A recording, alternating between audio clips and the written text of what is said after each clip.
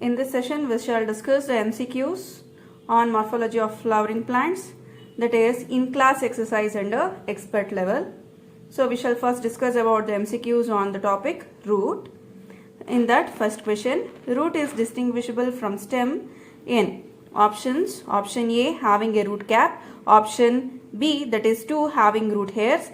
3, absence of nodes and internodes. 4, all of this. So how do we distinguish roots from that of the stem?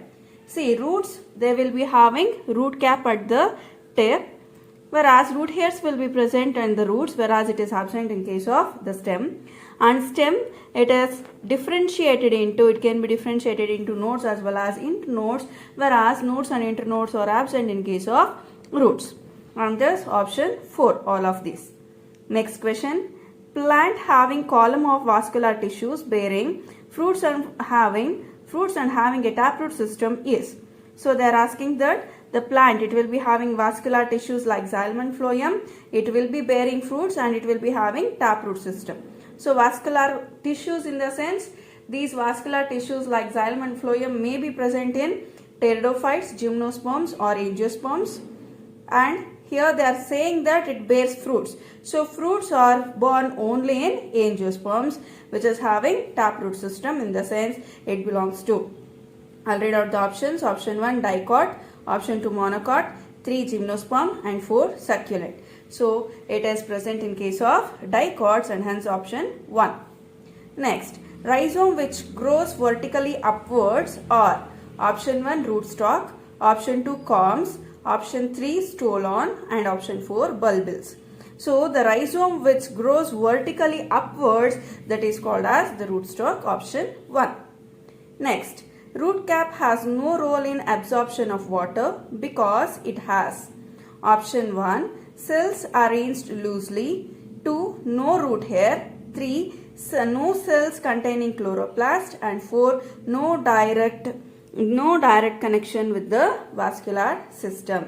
So in case of root cap, it is a thimble-like structure which is made up of parenchymatous tissue. It just provides the protection to the meristematic cells which are present a few millimeters above that, and it will not be having any xylem and phloem, and thus option 4. Next, the sucking roots are present in option 1, cuscuta. 2, tubisoid. And 3, beetle. 4, orchids. So the sucking roots, in the sense, these roots, they are especially the parasitic kind, and they are involved in sucking off all the nourishment from the host plants, and thus it is usually seen in case of the cuscuta. So option 1. Next question, a plant which lives on another plant but do not take food or anything from plant is called option 1, endophyte. 2, epiphyte. 3, host. And 4, parasite. So those plants which lives on other plants only for shelter but not for food or water, such plants are called as epiphytes, and hence option 2. And next question. So which of the following is not a phylloclade? Option 1, opuntia. 2, euphorbia. 3, casuarina. And 4, asparagus. So phylloclade, in the sense, stem will be modified into green flattened structure, so which performs the process called as photosynthesis. So it is not, which of these are not a phylloclade? So asparagus, in these options, asparagus, it is not a phylloclade, instead it is a phyllodes, and hence option 4. Next, ginger is an underground stem. It is distinguished from root because option 1, it stores food. 2, it has nodes and internodes. 3, lacks chlorophyll. 4, it has xylem and vessels. So ginger, it is an underground stem. So it is distinguished from that of the root, because how can we differentiate the ginger from that of the roots?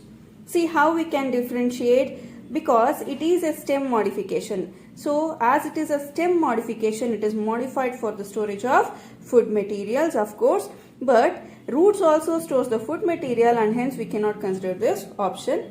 And it has nodes and internodes. See, those stem modification, so those modifications of stem which are involved in the storage of food materials, they will be swollen. But the only thing that we can differentiate between the roots as well as stem is the presence of nodes as well as internodes, and hence option 2. And next question, what eye of potato has? Options, option 1 apical bud, 2 axillary bud, 3 accessory bud, and 4 adventitious bud. So what it will be having? It will be having axillary bud, and hence option 2. Next, potato and sweet potato. Options, option 1 they have edible parts which are homologous organs. So homologous in the sense they will be having same origin but they perform similar structure. They will be having similar origin but they will be differing in their functions. Whereas analogous in the sense those organs which differs in their origin but they will perform the same structure. So those are called as analogous organs. Okay, I'll read out the options. Option 1 have edible parts which are homologous organs, and second option have edible parts which are analogous organs. Third one have been introduced in India from the same place. Fourth one are 2 species of the same genus. See, when we look at the potato and sweet potato, see, potato it is a stem modification, whereas sweet potato it is a root modification, tuberous root modification, whereas potato it is a stem modification. So origin is different. Potato it has stem origin, whereas sweet potato it is of root origin. So origin is different here. But when we look at their structure and functions, both are swollen due to the storage of food materials, and thus they both are performing, even though their origin is different, they both are involved in the storage of food materials, and thus they have different origin but same structure, similar structure, and they are performing similar functions, and hence option 2 is the right one. That is, they have edible parts, both are edible, which are analogous organs, and hence option 2. Next, so the types of leaves. Rachis is present in option 1. Rachis is nothing but a stalk-like structure. Actually, it is a midrib in case of, it is usually seen in case of compound leaves. So it is nothing but the midrib. On either side of this, we can find the presence of the leaflets. Okay. So rachis is present in option 1 pinnate compound leaf, 2 palmate compound leaf, 3 both A and B are correct, 4th one both A and B are wrong. So rachis it is usually present in the pinnately compound leaf as seen in case of tamarind. So tamarind it will be having a midrib. On either side of this we can find the presence of arrangement of these leaflets, and thus it is nothing but the rachis, and thus it is present in pinnate compound leaf, option 1. Next, which of the following does not have stomata? Option 1 hydrophytes, 2 submerged hydrophytes, 3 mesophytes, 4 xerophytes. Which of them does not have stomata? So stomata is nothing but the smaller openings. These are the smaller openings which are involved in the gaseous exchange, and through the small opening there will be a loss of water in the form of water vapor from the leaves. So these stomata are usually seen in the leaves which are exposed to the air, but it is absent in the leaves which are not exposed to the air. So now I will read out the options. Option 1 hydrophytes. Hydrophytes in the sense those plants which lives in water. So in hydrophytes there are 3 different kinds. So some of the hydrophytes they will be floating on the water. They will be floating on the water, and some of them they are completely submerged. So and some of them they will be half exposed to the air. Okay, and then second one submerged hydrophytes, third one mesophytes, fourth one xerophytes. So which of these will not be having stomata? So those leaves which does not expose to the air will not have stomata. So it involves the submerged hydrophytes. As the leaves are completely submerged inside the water, there will be no chance of the loss of water in the form of water vapor, and hence it is absent in submerged hydrophytes, and hence option 2 is the right one. Next, reticulate venation in leaves is the characteristic feature of dicot plants. Which of the following monocot plants possess exceptionally reticulate venation. So what is the right option? Options: 1 smilax, 2 alocasia, 3 dioscorea and 4 all of this. So here they are asking for the reticulate venation in leaves is the characteristic feature of dicot plants. So here veins and veinlets will be arranged in the form of a network like this. So that is called as reticulate venation. Which of the following monocot possess exceptionally reticulate venation? So they has given options. So all of this is the option 4. Next, buds of garlic have option 1 no stem, 2 greatly reduced stem, 3 no leaves, 4 extensive root system. So buds of garlic, they have greatly reduced stem. So they will be having very greatly reduced disc shaped stem as seen in case of onions. Only this much is the stem present in the garlic as well as the onions. So option 2. Next, thorn is a modification of option 1 leaf, 2 root, 3 flower, 4 stem. So thorn, it is a modification of axillary bud. So the modification of axillary bud is nothing but the modification of stem, and hence option 4. The incorrect statement is option 1. In Nepenthes, the lamina forms a pitcher-like structure. That means somewhat like this structure, of course. So they are asking for incorrect statement. And second one, Utricularia leaves modified to form bladder-like structure. Of course, it is also right. Drosera leaves are reproductive in nature. No, it is not reproductive in nature. And fourth one, Bryophyllum leaves help in vegetative propagation, of course. So which is the incorrect statement? That is, Drosera leaves are reproductive in nature, and hence this is the wrong statement, but right option, option 3. Next, the main axis continues to grow. The flowers are borne laterally. Options 1 racemose, 2 cymose, 3 verticillester and 4 hypanthodium. So if the main axis continues to grow and the flowers are borne laterally, in the sense it belongs to racemose. The word when you hear the flower, the main axis continues to grow. So the main axis continues to grow only in case of racemose, and hence option 1. Next, a man without any knowledge of botany thinks that a given flower is a flower, but actually it is an inflorescence. So options, option 1 pea, 2 sunflower, 3 rose and 4 China rose. So among these, sunflower, it is considered as a flower by non-botany persons, but it is actually a inflorescence. Actually it is a racemose inflorescence. And similarly, all the asters like chrysanthemum, so those all belongs to the racemose only. So it is option 2. Next, the side of a flower facing the mother axis is called, see, mother axis, this will be the stem. So this is considered as a mother axis, and here the flower will be born. So here the side of a flower facing the mother axis, in the sense this side. So this side of mother axis is called option 1 posterior side, 2 anterior side, 3 ventral side and 4 dorsal side. So this side is called as, the posterior side of the flower. So option 1. Next, a plant with both male and female flowers borne over it is called. So when a plant is bearing both female as well as male, both the male and female are born on single. Single means it belongs to mono. So if both male and female are born on the same individual plant, then it is called as option 1 dioecious, 2 monoecious, 3 bisexual, 4 unisexual. So as both are born on the same plant, it is considered as monoecious, option 2.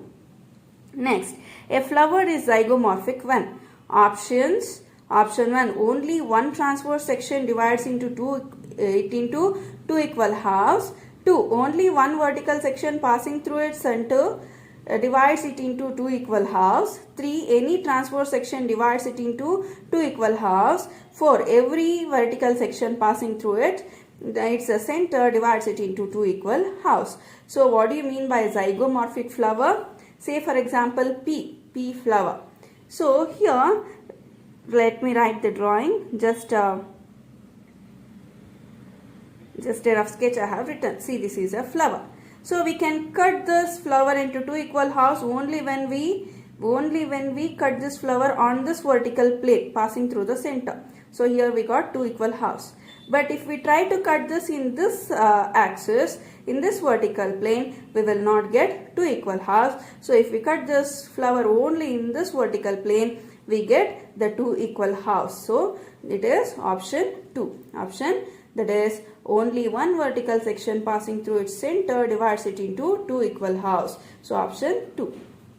Next, choose the incorrect match. Option 1, asymmetric irregular flower, Kenna. 2, zygomorphic flowers, bilateral symmetry, P. Gulmohar, bean and cassia.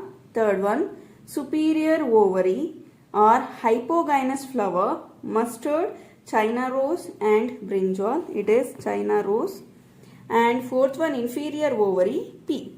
So which is the incorrect match here? It is inferior ovary, P, because P has a superior ovary, and hence option 4. It is the wrong match but right option. Next, polyadelphous stamens are seen in. Polyadelphous in the sense the filaments of the stamens will be fused to form many bundles. So that is called as polyadelphous stamens. It is seen in options. Option 1, citrus. 2, mango. 3, pea. 4, hibiscus. So it is seen in citrus, option 1. Next, in a cymose inflorescence, the main axis, option 1, has unlimited growth.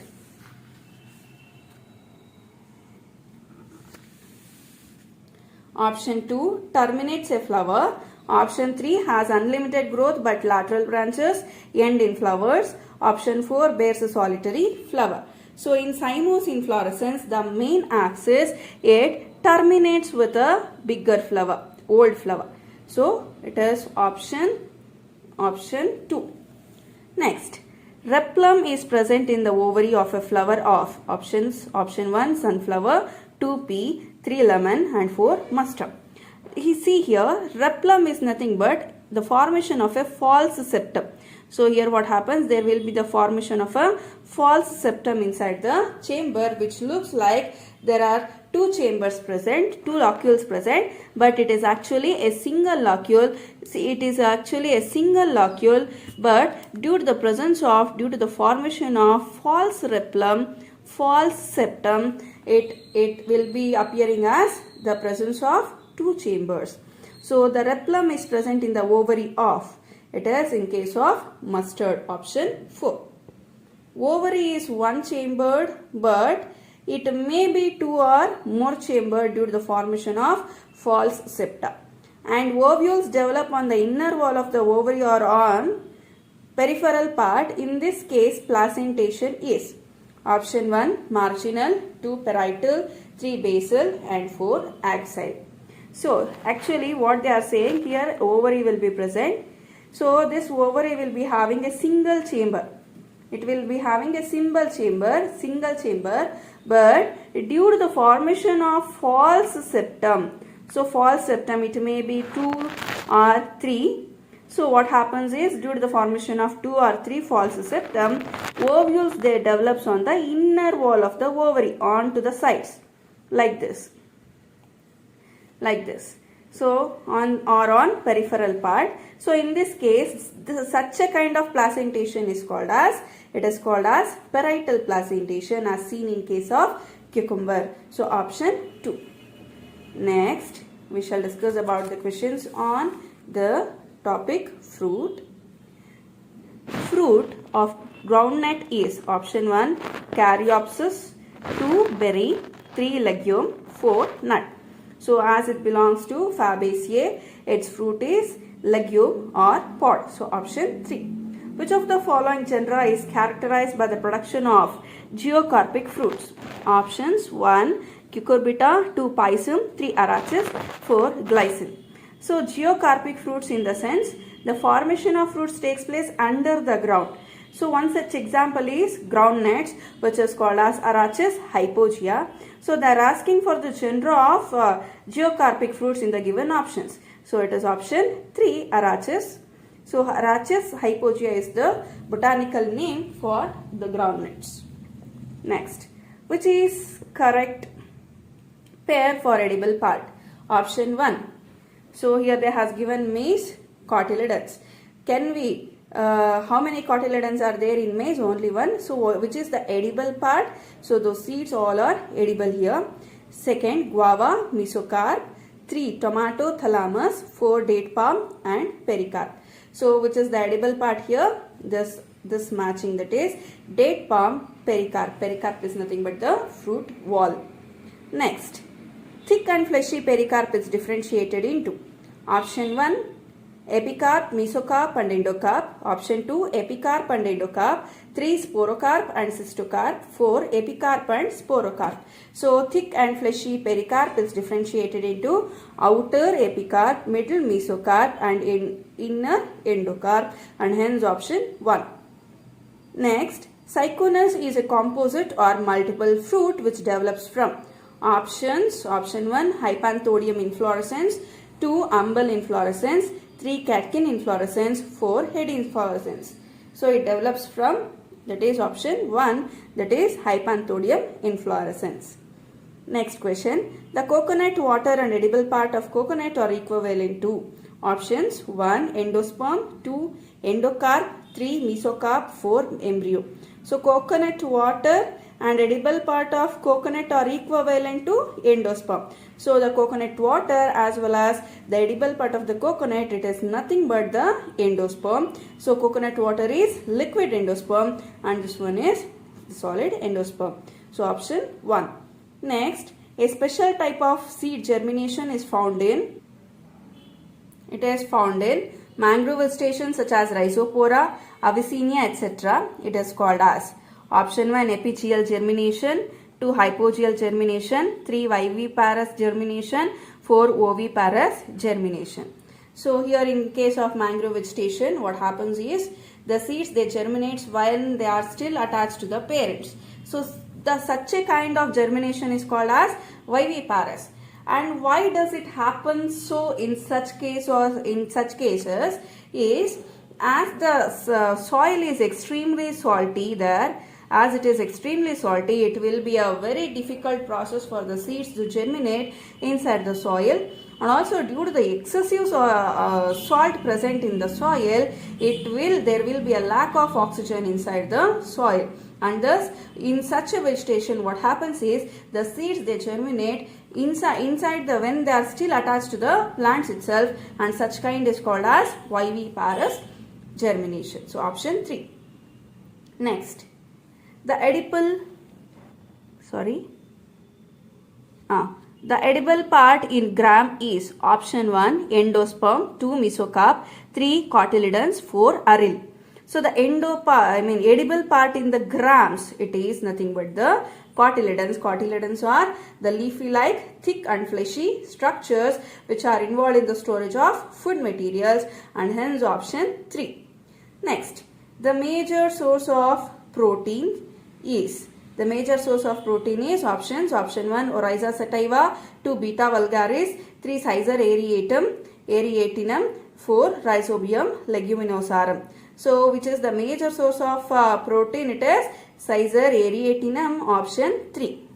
Next, the allurone layer in maize grain is specially rich in option 1, starch. 2, proteins. 3, axons and 4, lipids. So allurone layer in the sense it is made up of protein and hence it is rich in proteins, option 2.